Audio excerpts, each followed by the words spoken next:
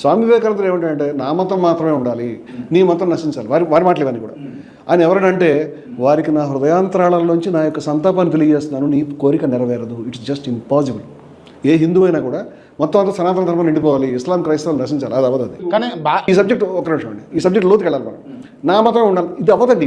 ఈ పని కాదు. వివేకానందుడు అద్భుతమైన పరిష్కారం చెప్పాడు. ఏం చెప్పాడంటే, ఒక మొక్క ఉంది, ఈ మొక్క గాలిని తీసుకుంటుంది, సూర్యరశ్మిని తీసుకుంటుంది, నీళ్ళని తీసుకుంటుంది, మట్టిలోంచి మినరల్స్ తీసుకుంటుంది. వీటన్నిటిని తీసుకుని అది మట్టి అవుతుందా? అవ్వట్లేదు. గాలి అవుతుందా? అవ్వట్లేదు. సూర్యకిరణం అవుతుందా? అది కూడా కావట్లేదు. మినరల్స్ అవుతుంది, అది కూడా కావట్లేదు. వీటన్నింటినీ తనదైన మొక్క పదార్థంగా మార్చుకుని ఎదుగుతుంది.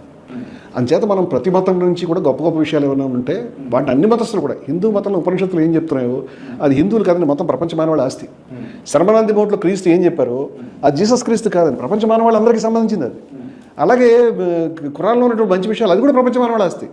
అంచేత మనం ఇచ్చిపుచ్చుకోవడం ద్వారా వాళ్ళ యొక్క పద్ధతులు తీసుకోవాలి.